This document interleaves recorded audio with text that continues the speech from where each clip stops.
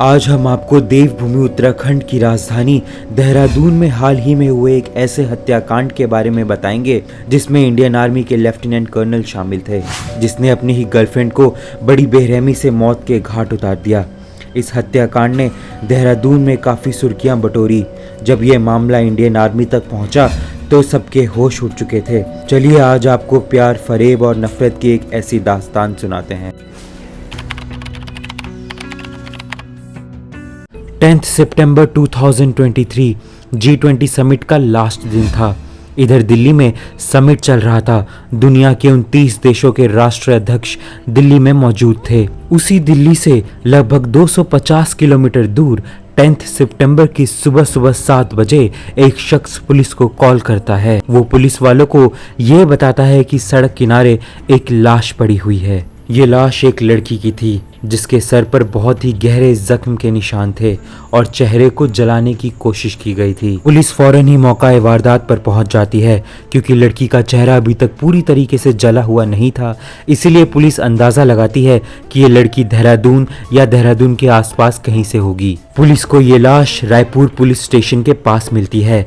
रायपुर देहरादून का एक इलाका है। पुलिस की टीम जब वहां पहुंचती है तो वो देखती है कि सड़क किनारे एक लाश पड़ी होती है। थोड़ी ही देर में डॉग स्क्वाड की टीम और फॉरेंसिक मौका वारदात पर पहुंच जाते हैं। पुलिस को वहां से कुछ भी बरामद नहीं होता, सिर्फ एक टॉयलेट क्लीनर की बोतल मिलती है जो कि आमतौर पर सभी अपने घर में इस्तेमाल करते हैं। उस लाश से पुलिस को कोई भी शिनाख्त की चीज नहीं मिलती।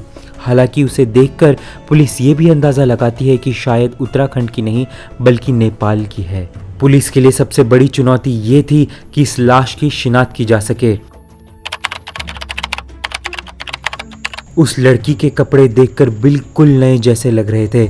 सिंगल पीस का वो ड्रेस बिल्कुल नया था। जिस्म पर पड़ा हुआ वो नया कपड़ा और पास में ही रखा हुआ एक टॉयलेट क्लीनर का डब्बा, ये दोनों लेकर पुलिस अपने काम पर लग जाती है। जिस जगह पर पुलिस को लाश मिलती है ये जगह देहरादून सिटी से लगभग दूरी पर था और इस जगह पर आसपास कहीं भी सीसीटीवी कैमरा नहीं था। पुलिस ने इस जगह के आसपास जितने भी एंट्री और एग्जिट के रास्ते थे वहां के सीसीटीवी फुटेज खंगालने का प्लान बनाया। हालांकि देहरादून का यह इलाका ऐसा था जहां पर बहुत से लोग पिकनिक बनाने के लिए आते रहते थे, लेकिन पुलिस को क्योंकि सुबह ही एक कॉल आई थी तो इसलिए पुलिस ये अंदाजा लगाती है कि रात में ही इस शव को लाकर यहाँ पे डंप किया होगा। पुलिस ये अंदाजा लगाती है कि पिछले 10 घंटे के दौरान ही कातिल ने इस लाश को यहाँ लाकर डंप किया होगा। पुलिस को आसपास तो कोई सीसीटीवी नहीं मिलता, पर इस जगह की एंट्री और एग्जिट पर सीसीटीवी फुटेज खंगालना शुरू कर देती है। अलग अलग जगहों से पूरे 10 सीसीटीवी फुटेज पुलिस के हाथ लगी, जिसमें बहुत सारी गाड़ियां इस जगह पर आते हुए और जाते हुए दिख रही थी। रात के 10 बजे से सुबह 7 बजे तक उन 10 सीसीटीवी फुटेज में लगभग 240 गाड़ियां उस रास्ते से गुजरी थी। इस रास्ते से कुछ गाड़ियां तो गुजरी और कुछ गाड़ियां वापस भी आईं। सीसीटीवी फुटेज के मुताबिक 240 गाड़ियां इस रास्ते से गई और वापस आ गईं। पुलिस को उन गाड़ियों में से शक करने जैसा कुछ भी नहीं मिला। धीरे धीरे पुलिस उन 240 गाड़ियों को शॉर्टलिस्ट करना शुरू कर देती है। उन 240 गाड़ियों में से 18 गाड़ियों को शॉर्टलिस्ट कर लिया गया। इन 18 गाड़ियों के जाने और वापस आने के टाइमिंग में बहुत बड़ा अंतर था।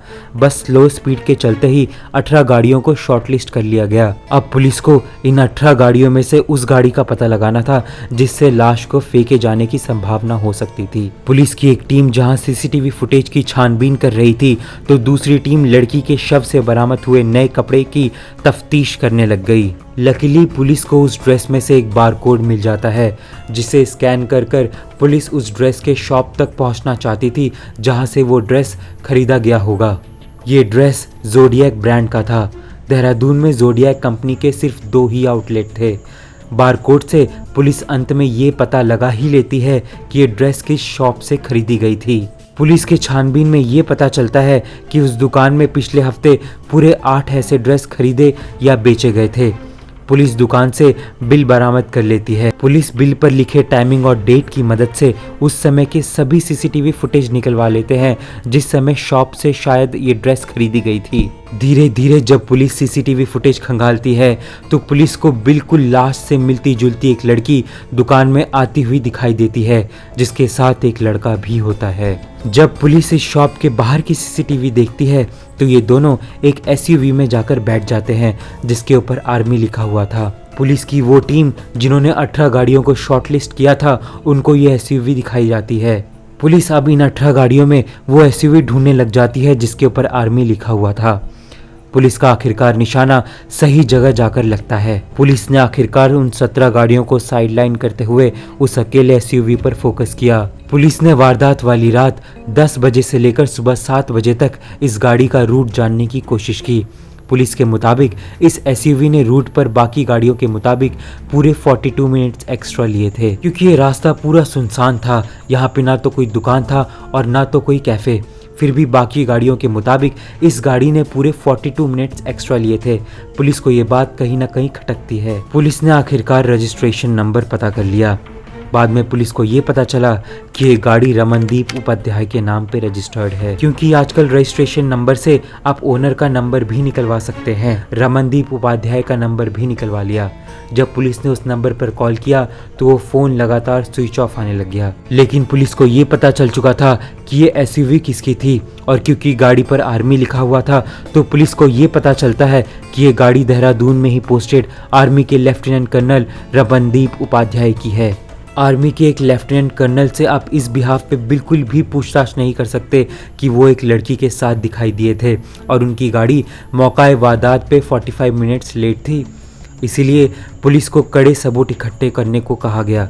क्योंकि अब पुलिस को लेफ्टिनेंट कर्नल साहब का नाम और पता तो पता चल ही चुका था, तो इसीलिए पुलिस ने रमनदीप उपाध्याय का दूसरा नंबर भी पता लगा लिया। एक नंबर जो गाड़ी के रजिस्ट्रेशन नंबर पे था वो फिलहाल स्विच ऑफ दिखा रहा था, पर दूसरा नंबर जो पुलिस ने अभी हासिल कर लिया था। पुलिस ने दूसरे नंबर की सीडीआर रिपोर्ट निकलवाई, यानी call data record. CDR report में पुलिस ये देखना चाहती थी कि 9 से 10 सितंबर के बीच फोन लोकेशन कहाँ की दिखाई दे रही है, और अंत में लोकेशन से भी ये पता चल गया कि 9 से 10 की रात उसी लोकेशन पर कर्नल साहब मौजूद थे जहां से लाश बरामद हुई थी। क्योंकि अब पुलिस के हाथ कॉल रिकॉर्ड्स लग चुके थे जो एक साइंटिफिक एविडेंस था। ये सारे सबूत लेफ्टिनेंट कर्नल की तरफ इशारा कर रहे थे। फिर भी पुलिस को फूक फूक कर कदम उठाने को कहा गया। अब पुलिस लेफ्टिनेंट कर्नल के घर पहुंच जाती है। पुलिस उनसे तफ्तीश की परमिशन लेती है और सबसे पहले लेफ्टिनेंट कर्नल की गाड़ी की तलाशी ली जाती है। अब तक की पूछताछ में लेफ्टिनेंट साहब बड़े ही कामली और कॉन्फिडेंटली वहां पर आराम से बैठे हुए थे।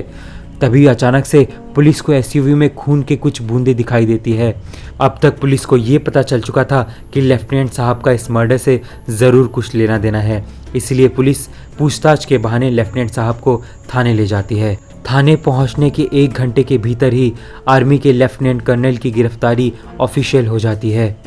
कर्नल साहब को मर्डर केस में आईपीसी सेक्शन 302 के तहत गिरफ्तार कर लिया जाता है। फौरन आर्मी को ये खबर पहुंचाई जाती है।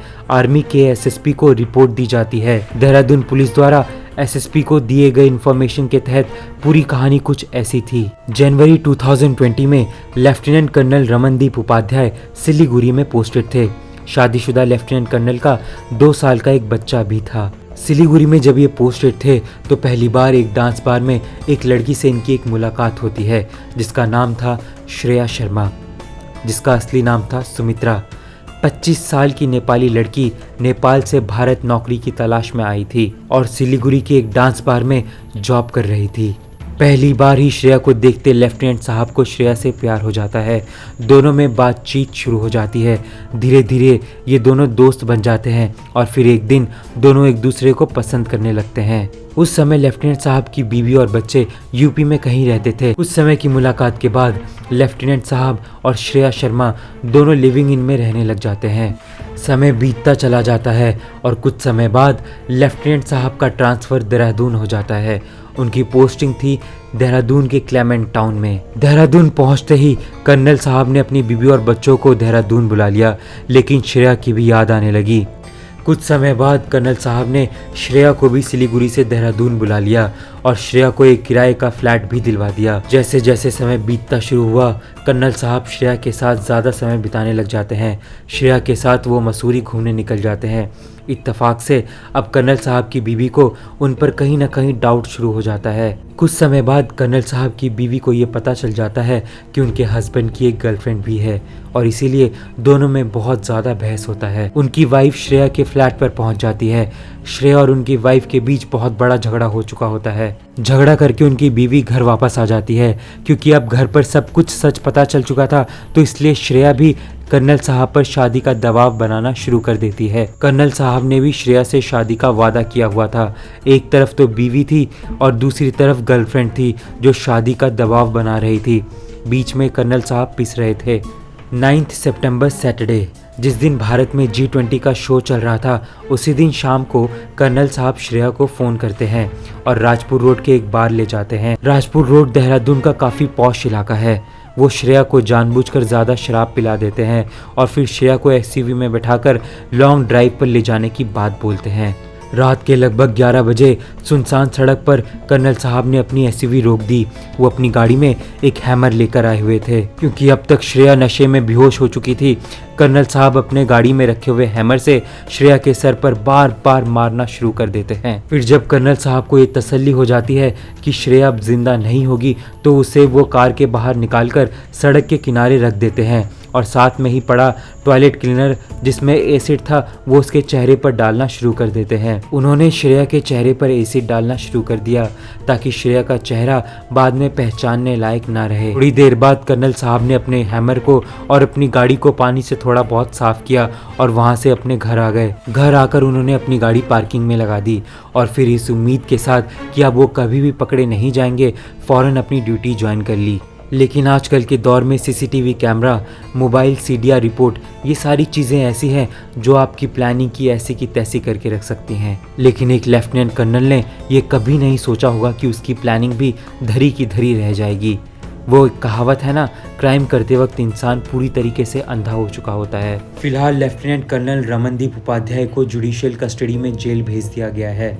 इंडियन आर्मी की तरफ से उनके प्रवक्ता जो उनके PRO हैं, उनका स्टेटमेंट आया है कि हम देहरादून पुलिस के साथ कोऑपरेट कर रहे हैं। जैसे ही पुलिस अपनी चार्जशीट हमें सौंप देगी, हम लेफ्टिनेंट कर्नल के खिलाफ कार्रवाई शुरू कर देंगे। क्योंकि ये एक मर्डर का मामला था, तो आर्मी ने भी अपनी कार्रवाई अब तक शुरू कर दी है। आपको ये केस कैसा लगा, हमें कमेंट करके ज़रूर बताइएगा। जहाँ रहिए सुरक्षित रहिए और देखते रहिए आर्मी ब्रैट इन एक्शन। जय हिंद।